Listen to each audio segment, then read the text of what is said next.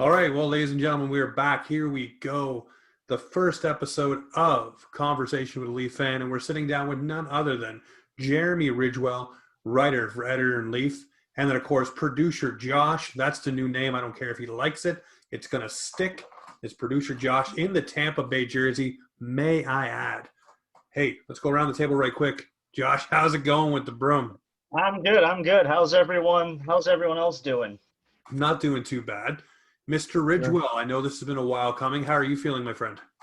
Doing great, doing great. Can't complain.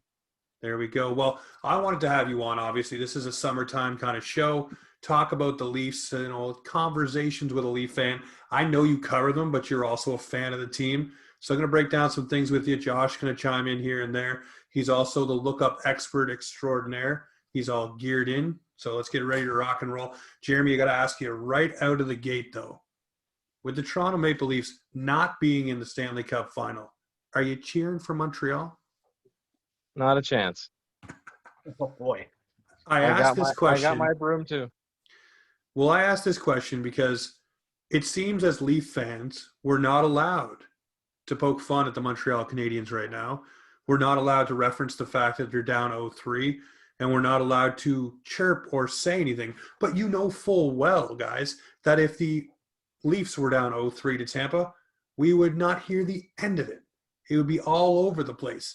So isn't it a little bit of the pot calling the kettle black there? You see all these people say, these big, long diatribes and, oh, you hurt my feelings because they're down 0-3. Well, we were up 3-1 and we lost, and you guys sure as hell made us feel pretty good about that. So I'm wondering, Jeremy, what do you think about all that goes on in Habs land right now? And then not really focusing on their team, but focusing on the Leafs and Leafs fans chirping them. I gotta say, from the outside looking in, it's hilarious to watch. I just love scrolling through Twitter and seeing the interaction back and forth. It's fantastic.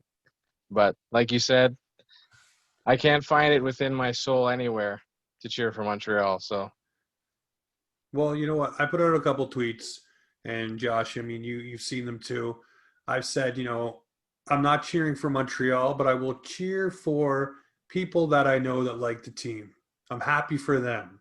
Not happy for the Habs, happy for them. Because it's their team. They get to experience it. And we know some pretty good guys on the Montreal side. But hell to the no am I cheering for that squad. But Josh, what do you think, man? Do you think it's a bunch of crybabies on the Habs side? Or are we well within our right to chirp them for being down 0-3? I honestly think it's my algorithm on Twitter, because the same people that are telling me that, I got to cheer for the Habs or whatever, and then they're saying, oh, the Leafs are rent free in your head. It's they were the team, they were the people trashing on the Habs when they weren't doing so well. They were the people, making fun of Leafs fans when it came to it. So I don't think we're seeing a majority of the Montreal fan base here. Like, I'm happy for the Montreal fans that stuck by this team the whole time. I'll be happy for anybody who sticks by their team. But, I'm not going to root for the Habs because I want my team to win it. I don't even want Tampa to win it. Yeah. I don't. Let's just call a draw this year, move on, and let's get to next year where maybe, hopefully the Leafs will win it. But, I guess you have to pick a side in the Cup final according to some people. So I think it would be a cool story for Tampa Bay to do it again, because that would really show everybody that they are the powerhouse we think they are. And we would also see, these same Montreal fans kind of bitch and complain about that they were, 18 million over the cap or whatever. You know what? Boo-hoo. You could have done that too. There's 31 teams in the league. 31 of them could have done that. So, cheer for who you want. Doesn't really bother me. Tell me who I have to cheer for. Go ahead. I'm not going to take your advice. So it just is how it is. No, definitely, for sure. Well, Jeremy, we had you on for a reason. So this is the debut episode of Conversations with a Leaf Fan. There will be one coming out. That was the pilot episode with Mr. Josh as well, just so everybody knows. So that'll be flying here soon. But Jeremy, I want to ask you the question. Going into the season last year, what did you feel? What were your expectations, and what did you think heading into the season that is now done for the Toronto Maple Leafs? I think right from the beginning, the biggest thing was, will Dubas's bargain discount shopping pay off? Did it? though, because like what they delivered in the regular season, but if you look into the playoffs, is that what went wrong there? Because from the bargain bin standpoint of things, I think it did pay off. The guys you brought in on bargain deals delivered the max they can do, but you can't be asking these guys who are on league min or close to league min, let's say under 2 million, to do the role of your, $9 million plus players. Or am I wrong to say that? You're not wrong to say that. And Jeremy, I will say, some of them did pay off in spades. I look at Joe Thornton and just what he brought with swagger and fun, to the locker room. There's been so many dark clouds over this team the past few years. It was nice to have a breath of fresh air. Guy walking around stark ass naked during, videos of Patty Marlowe who's setting records. Those things are fun. Wayne Train comes in, he's there, he's firing up the boys. He's not yelling at the Montreal bench that one time. He's yelling at Toronto's bench, trying to drag them into the fight. But, I look at the moves that were made, Josh. You talk about guys on league min deals. You look at Tampa right now. The guys that they have on league min deals are guys that they've, I guess, produced. They've brought through their system. They brought up and, either signed next deal or are players that are making an impact like Matthew Joseph. These kind of guys are making an impact and they're growing within the system. The guys the Leafs are growing within their system are not guys that are unfortunately going to jump in the lineup and do anything as of right now, or are not your bottom six type of players that you can keep on those league min deals or those, cheaper contracts for ELC and get things done. And I look for next season for the Toronto Maple Leafs, and we'll talk about this in a few minutes, but guys like Adam Brooks and things like that, they better start panning out for the Leafs. Otherwise, you're going to have a lot of these bargain basement deals that are going to come back and bite you. But I want to ask you, Jeremy, for your thoughts on this, for the players that we did bring in, who for you had the biggest impact outside of TJ Brody? Because we'll put him aside because he's a little bit of a different case. We knew what he was going to bring and what he could do to help stabilize this decor. But I want to know about the other moves that the Leafs did and what you think was a great addition to this squad. First one I'd have to say is Wayne Train. I think he brought so many elements that were missing from the previous seasons. And I think one guy that doesn't get talked about enough is Bogosian. I think he fit the role that they gave him pretty well, and he just went out there and did his thing, and you can't ask for much more. Now, there's a lot of, talk and chatter, about Joe Thornton throughout the season when he went cold and didn't score. Same thing with Wayne Simmons. After that wrist injury, he was not the same player. Don't care what anybody says. I think that got into his head and maybe a little bit of timidness, not to engage, but to drop the mitts or to go to those rough areas, where that wrist may not be so protected. I'm wondering for you, what deal do you think hindered the Maple Leafs as the season went on? I know we were talking about league min guys here in Thornton and Simmons, but obviously from a lineups perspective, if you have a guy like Thornton in there or Simmons in there, name value aside, and they're not producing, if they weren't Joe Thornton or Wayne Simmons or even Zach Bogosian, when he was going through his rough spurt, would there be a hesitation to put in a young guy like a Nick Robertson, a Kenny Agostino, a Joey Anderson, one of those other guys to maybe give a little bit of spark? But those guys did not come out. I'm wondering, do you think those name value players that were bargain basement but still name value hindered the Leafs throughout the season sometimes, even in the playoffs? I think so, but I think the other thing too is from management standpoint, you don't want to throw Robertson out there if he's not ready. I think Brooks did okay, but I still don't think he's a full-time NHL player. But yeah, like what you said, those are the guys that they're going to have to count on, because I don't know how much longer you're going to be getting these guys at, bottom price. You're going to need Robertson to come in. You're going to need Brooks to come in. They're going to have to fill those spots for under $1 million. So we're going to have to see what happens. For me, I always hear people say, well, what if they're not ready? How do you ever know if they're ready if you don't put them in a position to try to succeed? We were so ready to use Robertson last year. The kid scored, but then he got pulled out because Andreas Johnson was ready to play. I would have kept him in against Columbus myself. Yep. But how do you know guys aren't ready if they're not given the opportunity to jump on the ice and do what they know how to do? Like a Rasmus Sandin, like a Timothy Liljegren, Adam Brooks. You go down the line, there's lots of guys that are ready to jump in and make an impact for a low price and they may end up giving you more of a spark than a Wayne Simmons or a Joe Thornton.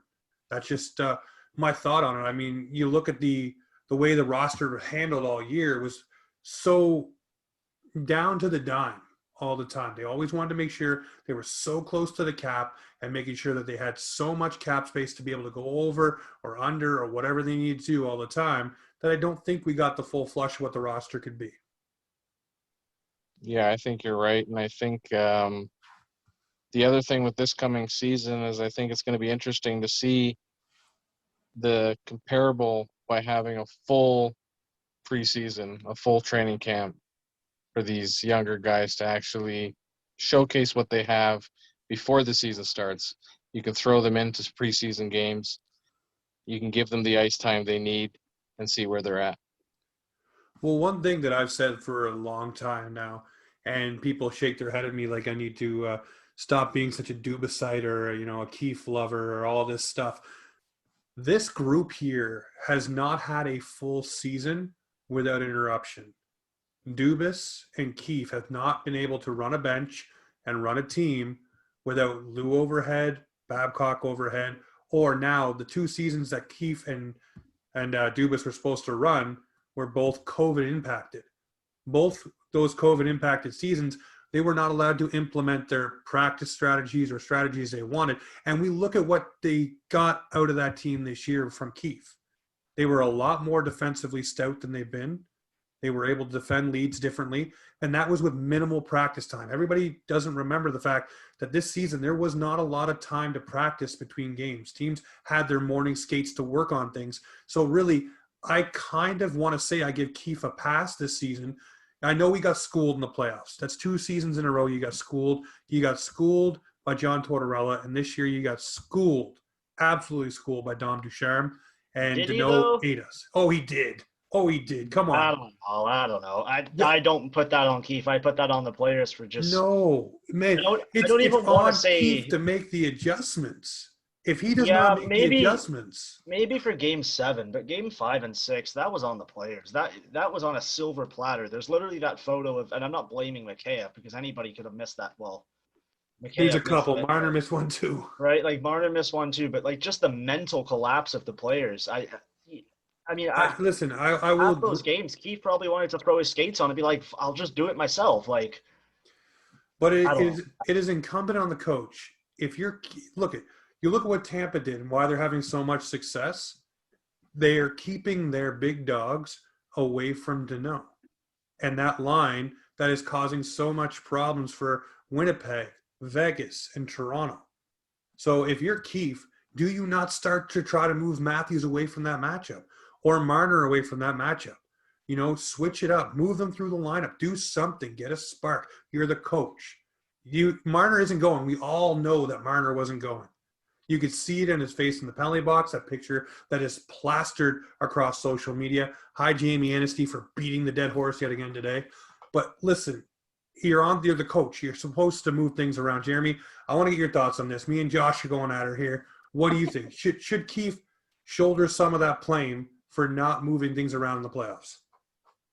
I agree with you. And during that matchup, one of the things I said was, like, you've got to shorten the bench. You've got to put Matthews – you got to give Matthews minutes on the third line, fourth line. You got to give him out there when Danault's not, because whether your goalie's hot, whether Marner's not playing, it came down to that line shut down our line, and nobody else picked up the slack. No, you know what? I look at it and I say that there for Keefe was the moment where he got out coached by Ducharme, because Ducharme just kept matching that hard, and Sheldon Keefe just kept letting that matchup happen. So, I mean, yes, it's on the players to figure it out, but if something's not working, you don't keep throwing it out there and hoping for different results. You're destined for failure that way. Shake it up. These players are talented. Put Marner down with Spezza and just shake it up. He played with Tyler Bozak and James Van Riemsdyk and made them look like superstars. So toss them out there with 2 guys, maybe a Wayne Simmons and a Spezza. Just throw them out there for a different mix. Throw Austin Matthews out there with, who knows, anybody. Mikheyev and Galchenyuk. Just shake it up. Just shake it up just a little bit, because Hyman can run his own line too. So throw Hyman out there with Nylander and whoever. Foligno, it doesn't matter, you know. But it gets me that frustrated because it's like there's certain things. Obviously, we're not coaches. We're not in the NHL. We don't make that kind of money. We're obviously not at that level smart enough, is what people will say. But everybody said it. You have to do something different to get a different result. And Keith didn't do it this year. He just didn't. And maybe this season, where he figures it out, you know, with practices and this, that, and the other stuff, things may get rolling. But I don't know. I was really, really upset with that one. It was just like, it was so obvious. Well, and the other thing that I didn't like was everyone saying, oh, it would have been totally different if Tavares didn't get hurt. And I'm like, every team's got to deal with someone being hurt. That's up to the coach to fill that void. I think you can and you can't say that because we'll never know. It's like Schrodinger's Tavares, right? You just don't know. So that argument's kind of null and void. Like I could say, yeah, it would have made a difference. You could say, no, it wouldn't have made a difference. We don't know. Tavares could have been on the ice in overtime and been sprung on a breakaway out of the box because he took a tripping penalty at the end of regulation. We'll never know. So that's just like hockey's a weird sport like that. Would the Leafs have a better chance if John Tavares was in the lineup? Would the Leafs had a better chance if Jake Muzzin was able to finish out the series as well? Probably. Yeah. But we don't know, right? And you're supposed to be able to do the next man up is what the Leafs are trying to build, much like Tampa is. Alex Killorn goes out, in comes Matthew Joseph, and the guy scores. So that's the kind of stuff you want to be able to build and do. But leading into these injury talks, that's a question I want to ask you, Jeremy. This season, we've seen a lot of injuries from the Toronto Maple Leafs, from Freddie Anderson to Jack Campbell. Anderson coming back to cover for Campbell, Wayne Simmons, Joe Thornton, Austin Matthews with the wrist, in and out of the lineup, doing different jigs to see how it fits and feels, different knobs on his stick, whole bunch of different things happening with guys, Zach Hyman included. I'm wondering for you, the handling of some of the injuries this season, did it raise any flags for you? The one that raised the most flags for me when it came out, and we got it from Terry Koshan, was that Freddie Anderson was not ready to come back, but he came back and played when Jack Campbell went down, and that's what made his injury that much more worse to stay out. Obviously, we know the Leafs kind of worked to massage that a little bit to get the salary cap bonus and all that stuff to move forward with the trade deadline, but obviously it didn't help him. So I'm wondering for you, the handling of the Leafs injuries this season, did it raise any flags at all to you, or is it just status quo, let's keep rolling? I think there were a few red flags. I even wonder if, did Simmons come back too fast? Matthews obviously came back, I think, too quickly, but he worked through the injury and scored goals in different ways. And this year, I think for all teams, I think it was just the fact that these guys barely had a day off. There wasn't a normal rest period. So those bumps and bruises just kept piling up this season.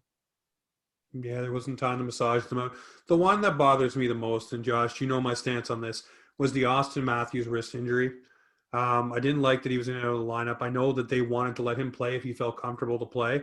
But I, for whatever reason, still think in the playoffs, that wrist was hindering him. I don't think he was 100. I know no one's 100%, but I don't think it was the Austin Matthews we come to expect. We didn't see the explosiveness on the power play. That lethal wrist shot that he has that he can snap off wasn't there at times. He was missing shots. It just didn't seem like the Austin Matthews we come to know. The guy's dangerous. He's got a lethal shot. Probably second to Ovi right now, especially on that one-time clapper. And we didn't see much of that. So I'm wondering, did he do himself and did the Leafs do themselves a disservice by not allowing that wrist to heal up? You knew you were going to be in probably, I don't know, a month with the season on the thing. And if you want to get Matthews that close to the scoring title, let him come back with 2 weeks. Let him rest up. I talked about it on the show with all you guys before. He should have sat out. Jeremy, what do you think on the Austin Matthews front? I agree with you. I mean, they were in first place for how long? You knew you were going to be in. You eventually knew who you were playing, and I think he should have been rested enough that even if it's not 100%, you're as close to 100% as possible because that's the guy you're leaning on. No. Sorry, I jump in here. I don't think he came back too early at all. Like he finished the year with this 13% shooting percentage. 70% of his shots were on net. He was shooting from a distance of probably around 22 feet. 0.95 expected goals. And this is the one that blows my mind. Percentage of the shots that were frozen by a goalie was only 12.1%. So he was generating a rebound on the other 88% of his shots, and he was shooting 20.5 above his average shooting expectancy. So guy was having a hot season. He also run the Rocket. I don't know if he came back too early. Maybe he could have rested it a little bit better, but Buddy looked pretty good to me. Yeah, but I mean, here's the thing. It's great to win the Rocket. It's great to win those trophies. But if you get jammed game one because they know your wrist is banged up, it's been news all year. Someone takes one little whack at your wrist, and next thing you know, your playoffs are toast, and you have no points, no goals, no nothing to show for it. So I mean, Yeah, I guess I just then you're playing ifs and buts, right? oh, it's always ifs and buts. That's the whole thing, right? I mean, you're sitting there surmising maybe he was perfectly fine, and he just got completely shut down by Deneau. We don't know. We don't know. Probably But that one. I want to ask Jeremy, obviously, we're keeping these to about 40, 45 minutes. So we got about 8 minutes left. I want to talk to you about what do the Leafs do next for this team and where do they go from here, Jeremy? I think, well, I don't know where we go until we see who Seattle picks. If they take a guy like Kerfoot, I mean, that's 3.5 million that you have in cap space now. But I, for one, don't think they need to address their defense as much as some people think. The defense actually played fairly well this year. For me, they need to really hammer down having secondary scoring. Yeah, no, I mean, I can agree with that. You look at the playoffs and the way that it went, it's definitely something that they could have used a little bit more, especially in the bottom six. And I know everybody wants to have Barclay Goodrow and Blake Coleman join the team, but sorry, folks, I think they're going to get a pretty hefty raise in what they're making right now. So I don't see them in the blue and white. Montreal's up 1-0 after being outshot 12-1 in the first period. Still going. We shall see what happens there. Here's one thing I want to ask you. You write for Editor and Leaf. It's been an up and down season, a lot of games, a lot of different things happening. For you, how do you keep writing through the good, the bad, and now at the end of it all, the ugly? And, you keep a positive flair through a lot of your articles, Jeremy. So how do you keep that going and how do you keep that positive glow alive? The positive flow, I don't know where it comes from. It's hard to keep that going sometimes. But I think the great thing about writing for a team such as the Leafs is there's always something to write about. There's always something out there to nitpick at. And I just keep my eyes and ears open and try to tackle as many things as I can. So going into this season that's coming up, obviously we have the draft, we have the expansion draft, and then free agency. But with the players that will be returning, like the Matthews, the Nylanders, the Marners, for you, what is the storyline you're looking for out of the big four and maybe even Jack Campbell, because obviously he's going to be a part of this team next year. What is the storyline you're looking for out of one of those players that you want to see maybe the next step, or how do you fix this, or how do you do that? What do you want to see out of one of those players? I think I'll start with Jack Campbell. I think it'll depend on what the Leafs do as far as a backup goaltender, whether they decide that he is number one and they get a veteran goalie to back him up. But I'd like to see if he can make it through that, see where he is by the 40 game mark. I mean, he only played 29, 30 games this season. So, I Yeah. mean, it's still a small sample size. If he's going to be a number one, he's going to have to start playing 60 games in a regular full season. So for me, that's the biggest question mark, is whether or not he can be that full-time starter. As far as the top four go, I just really hope they can figure out what to do with the power play. I mean, started off fantastic and then just went downhill, and I don't know if that's all coaching or if it's just something that plays into their heads when they're out there, but they need to correct that regardless. I mean, when they're the guys on the ice, they got to figure it out. The power play became predictable, and they just never really changed it. As for Jack Campbell, the thing that I love Jack Campbell. I think he should be the starter. But if we want to play the negative side of it, I'm a big statistical guy. He only played 29, 30 games. I don't remember the exact number. He wasn't given enough time to show his regression. Goalies have ups and downs. If you base it off his career average, he was on a high the whole season. What does his regression look like? Is it 15% below his average, or is it 25% below his average? Because some goalies it changes. You know, is his average is his regression 5% below his average? Because then you can live with that. We just don't know. He wasn't given enough time this season, and hopefully, we can figure it out next season. And you said the 40 game mark. If you figure out at the 40 game mark that Jack Campbell's not your starter, then what are you doing? Because you're going to get absolutely fleeced at the trade deadline if you're trading for a number one goaltender, because the other teams are going to know that you're looking for one because Freddie's not coming back. Yeah. Right. So I think the other thing with Campbell too is we saw a little bit of it this season where when he loses, he gets really down on himself. Yeah. And that if he can keep the mental side positive even through the downs, then maybe we see a different goalie. But if he's going to keep getting down on himself after, a 2-game losing streak, 3-game losing streak, then, they're in trouble. I agree with that. He's got to figure that out. And I don't think that's too hard to do. No, well, I look forward to this season coming up, Jeremy. I know you said there was one you wanted to shout out, obviously, someone who's supporting you through your articles and everything. So the floor is yours, my friend. Let it rip. I just want to give a shout out to Wayne at Bottom Line. They're a sports bar in Toronto. They're located right beside the Hockey Hall of Fame. If you ever have a chance to go, just ask for Wayne and tell him Jeremy sent you.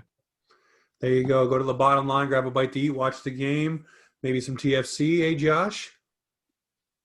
Sorry, say that again. I was reading an email. Oh, no, sir. No, I got sir. caught. It's all right. It was bookmarked as urgent, and it was not urgent. I said, no, Jeremy shouted at the Bottom Line in Toronto. I said, go grab a bite to eat and watch some TFC. Hey, Josh? Jeez, don't even get me started on TFC. I'm a big soccer fan, and I'm British, so I'm on top of the world right now with us facing Denmark in the semifinals of the Euro Cup. But TFC got blasted 7-1 the other day, and then they let go of their manager. So hopefully they're turning the tide here. But We shall TFC, see. I guess. Well, Jeremy, it has been a blast to have you on Conversations with a Leaf fan, buddy. I look forward to having you on during next season while you're covering the Leafs yet again. But have a great evening, sir. Stay safe, stay healthy. We'll chat with you next time. Thank you all. It's my pleasure. Take care, guys. Cheers, bud. All right, this has been Offside Hockey Talk, where hockey comes to talk.